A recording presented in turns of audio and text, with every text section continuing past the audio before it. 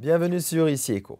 Une rencontre de dialogue a été tenue au Conseil économique et social avec le gouverneur de la Banque du Liban, Karim Saïd. Dans son discours, Saïd a souligné qu'à cette étape critique de l'histoire économique du Liban, il est essentiel d'établir une action commune entre la Banque du Liban et le public autour de 4 axes fondamentaux. Le rôle de la Banque du Liban, la nature de la crise systémique, l'approche de la banque face à cette crise et la voie à suivre. Il a rappelé ce qu'il avait dit au président de la République, le général Joseph Aoun, lors de leur première rencontre. Il ne dispose pas d'un plan tout prêt, mais d'objectifs clairs, à savoir la restructuration du secteur bancaire sur des bases solides en matière de capitalisation et de gouvernance, le remboursement intégral des dépôts si possible, ou par étapes si nécessaire, et la contribution à la relance économique. Saïd a insisté sur le fait que les articles 81 à 92 du Code de la monnaie et du crédit indiquent que le prêt à l'État est un choix exceptionnel et limité. Et la banque ne doit pas être un bailleur de fonds permanent, mais un garant de la stabilité monétaire et bancaire dans un cadre d'indépendance relative.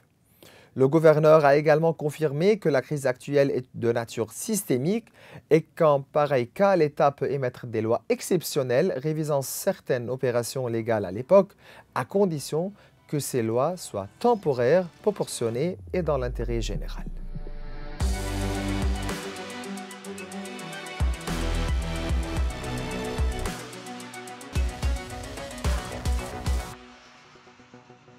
Durant cet épisode, nous aborderons plusieurs dossiers dont la circulaire 170 de la Banque du Liban, rappelant la nécessité de s'abstenir à traiter avec Al-Qard al-Hassan, ainsi que la nécessité de protéger l'indépendance de la Banque centrale. Et cela avec Maître Mark Habka, qui est maître à la Cour. Donc, Maître Habba, c'est toujours un plaisir de vous recevoir. Merci, bonjour Maurice. Bien voilà, durant la première partie de cet épisode, j'accueille Mark Habba qui est avocat à la Cour. Je commence par la Banque du Liban qui a annoncé l'interdiction faite aux banques, institutions financières et à toute entité agréée par la Banque du Liban ainsi qu'aux sociétés de courtage et aux organismes de placement collectif de traiter directement, indirectement, totalement ou partiellement avec des sociétés de change des entreprises, de transfert d'argent, des associations ou des entités non agréées telles que Al-Qard al-Hassan, Tashilat, Al-Yusr pour le financement et l'investissement, Bayt el-Mal pour les musulmans et d'autres entités figurant sur la liste des sanctions internationales.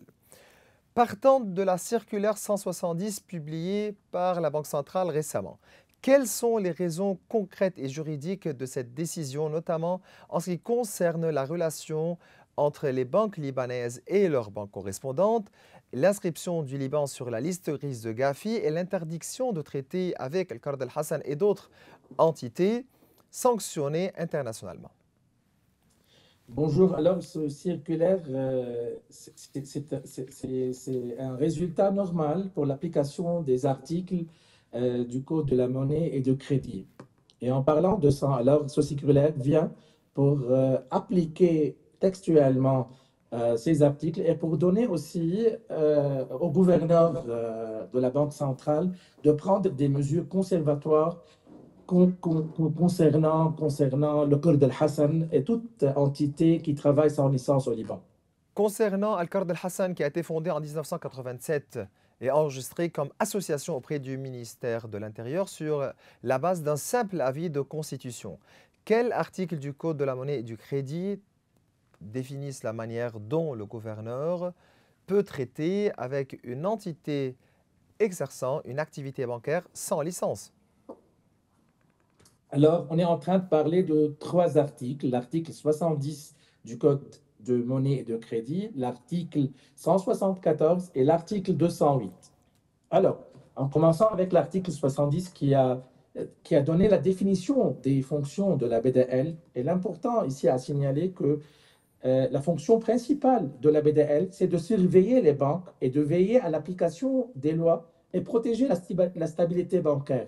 D'où vient l'article 174 qui a donné au gouverneur des fonctions et des autorités très claires. Un, d'interdire formellement une entité comme la Côte de Hassan, non agréée, non licenciée, d'exercer une activité bancaire. En plus de ça, il a donné au gouverneur l'autorité de prendre des mesures conservatoires concernant les entités non licenciées. Au niveau pénal, on peut aller alors à l'article 208 qui a clairement clairement donné au gouverneur qui peut signaler auprès du parquet fiscal une entité non licenciée comme la situation de la Kurd Al-Hassan. C'est ça, Alors, c'est ça. ces trois articles Oui, sont... oui, c'est ça. Pour être plus clair, quelles sont les prérogatives du gouverneur vis-à-vis d'une telle association au-delà de l'interdiction de traitement? Peut-il, par exemple, la renvoyer devant le parquet financier ou exiger sa dissolution, par exemple? Maurice, comme on a dit, en vertu du droit libanais, les prérogatives du gouverneur à l'égard des activités illégales d'une entité ou bien d'une société ou association comme la Cour Al-Hassan sont notamment signalées selon les articles 70 et 174, comme on a dit. Mhm, Le gouverneur a le droit d'interdire à toute entité d'exercer une activité bancaire sans licence en se basant sur une infraction pénale aussi, mhm, qui est aussi signalée très clairement dans l'article 206, où quand le gouverneur il peut voir et signaler un exercice illégal d'une société non licenciée ou bien comme une association comme la Cour Al-Hassan, il peut prendre des mesures pénales. Un, de renvoyer cette société au parquet fiscal.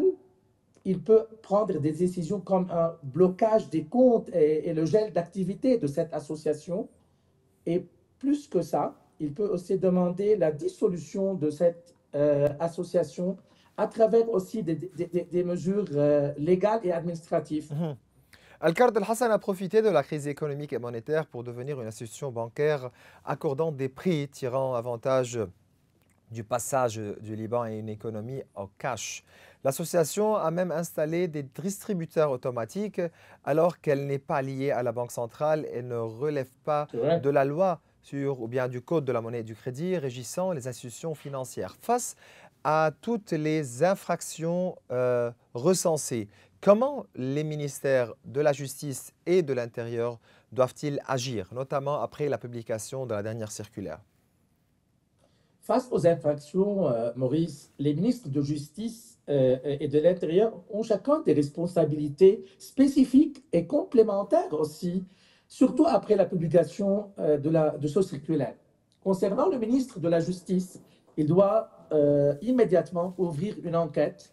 C'est le premier exercice d'ouvrir une enquête, puis de poursuivre les responsables de cette association qui travaille et qui exerce une activité bancaire sans licence.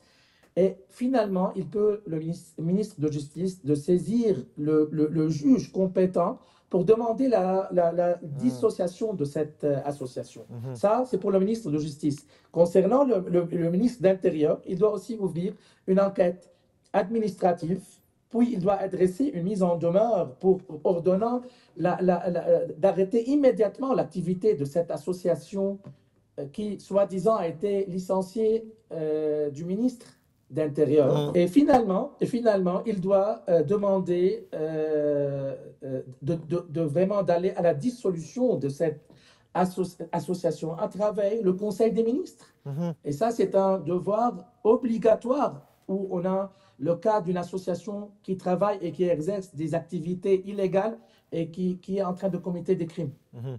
Les institutions financières au Liban gèlent tout compte frappé par des sanctions américaines et les banques appliquent ce qu'on appelle les règles de conformité. Ainsi, toute Ouais. entité figurant sur les listes de sanctions voit ses comptes et actifs gelés automatiquement. Le traitement avec Al-Qard al-Hassan ou les autres associations citées dans la circulaire 170 expose leur auteur à des poursuites judiciaires. Quelles sont les mesures envisageables contre les contrevenants? Alors, deux types de mesures envisageables, Maurice. On a les mesures pénales, c'est l'article 208, comme on a dit, et là, on a des amendes et des peines d'emprisonnement.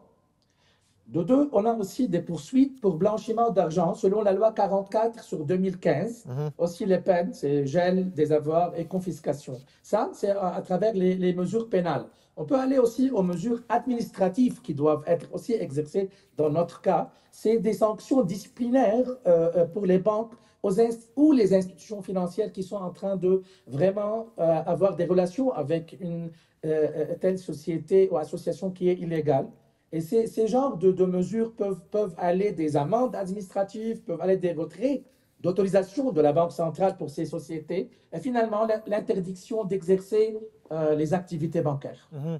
Euh, Finalement, on peut oui. aussi aller pour finalement des mesures fiscales Mhm. aussi, car on est en train de parler ici de blanchiment d'argent. Alors, on doit aller pour la vérification Mhm. de la provenance des fonds et on peut aller loin jusqu'aux fraudes fiscales, d'où le parquet fiscal peut vraiment ouvrir une enquête. Certaines études et analyses ont récemment proposé d'encadrer et légaliser Al-Qard al-Hassan ou de l'intégrer au secteur bancaire libanais en l'autorisant comme banque islamique conformément à la loi numéro 575 du 11 février 2004 qui permet la création de banques islamiques dans des conditions spécifiques. Est-il juridiquement possible de transformer Al-Qard al-Hassan en banque? Maurice, théoriquement parlant, oui, c'est possible, mais légalement parlant, c'est impossible. Hmm. Car en général, pour transformer, bien avoir cette transformation, on doit obtenir une licence de la BDL et on doit respecter les normes prudentielles, ce qui n'est pas le cas du tout de Cour Mhm. del-Hassan, car actuellement, la structure de la Cour del-Hassan actuelle, elle n'est pas conforme. Hmm. Les sources de fonds de Cour del-Hassan ne sont pas déclarées. Hmm. Et en plus de tout ça, le Kurd al-Hassan est soumis à des sanctions internationales à cause des liens avec les partis politiques, une partie politique au Liban. Alors c'est impossible également d'aller là-bas Hmm. et de transformer le Kurd al-Hassan en une banque Hmm. islamique. Plusieurs plaintes ont été déposées devant le parquet de la Cour de cassation contre Al-Qard al-Hassan, dont une le 22 avril 2021 devant l'ancienne procureure du Mont-Liban, Rada Aoun, qui avait alors transmis l'affaire à la Sûreté de l'État pour enquête. Depuis, aucun résultat n'a été communiqué. Avez-vous des informations à ce sujet? Tout ce que je sais à propos de ce sujet, que le ex-gouverneur de la Banque centrale, M. Riyad Salamé, a lancé une enquête. Et il a lancé une enquête contre le Kurd al-Hassan auprès de la justice libanaise. Mais finalement, je ne sais pas si cette enquête a je ne sais pas si elle a été avec Agadaoun ou pas. Mais tout ce que je sais, qu'aucune mesure légale au Liban conforme à la loi a été exercée contre cette association. Mhm. Profitant de votre présence aujourd'hui, j'aimerais poser une question d'ordre juridique concernant la Banque du Liban. Le gouverneur Karim Saïd considère actuellement que la priorité est de rééquilibrer le bilan de la banque. Si le déficit persiste, les banques commerciales pourraient poursuivre la Banque centrale pour vendre ses actifs, ou l'État pourrait être contraint de combler ce déficit conformément à l'article 113. Pouvons-nous réellement en arriver là? Par rapport à moi, la protection de l'indépendance de la BDL est une chose cruciale, Maurice. Hmm. L'indépendance juridique est cruciale et cette indépendance est le socle de la crédibilité monétaire et financière au Liban et constitue une garantie aussi contre toute forme d'ingérence politique. Mhm. L'article 13 a été très clair. Elle a dit que la Banque centrale a une nature publique par nature, mais il est en autonome au niveau financier et juridique. Et ça, a donné beaucoup de résultats. C'est la stabilité monétaire, crédibilité des engagements internationaux. Alors par rapport à moi, on ne peut jamais aller là-bas et vraiment, on ne peut pas mettre Mhm. l'indépendance juridique de la BDL en question. Mhm. Et il y a un risque très grand et on ne peut pas politiser les décisions monétaires. Non, c'est clair. Autre sujet sensible, le débat autour du projet de loi sur la réforme bancaire. L'article 13 du Code de la monnaie et du crédit définit la Banque du Liban comme un organisme public indépendamment ou bien indépendant financièrement, régi dans ses relations avec les règles commerciales. Les articles 70 et 72 précisent ses missions principales: maintenir la stabilité monétaire, la stabilité des prix, la solidité du secteur bancaire et coopérer étroitement avec le gouvernement. Quelle est l'importance de protéger cette indépendance de la Banque du Liban sur le plan juridique? Comme, Sur le ouais, plan comme juridique. j'ai déjà, oui, au plan juridique, comme j'ai déjà dit, ça va donner la stabilité monétaire, hein, de la crédibilité des engagements juridiques Hmm. avec, au niveau international et protéger le système bancaire. Hmm. En-delà de ça, on a un grand risque, comme j'ai dit, de politiser les décisions Hmm. monétaires. Et ça, comme j'ai dit, c'est crucial au niveau de la crédibilité monétaire et financière, qui constitue, comme j'ai dit, une garantie contre toute forme d'ingérence politique. Mhm. Makhaba, vous êtes avocat à la Cour, je vous remercie. Merci, merci. Et voilà, mes chers téléspectateurs, nous arrivons à la fin de cette émission. Vous pouvez revoir tous nos épisodes sur les réseaux sociaux. Au revoir.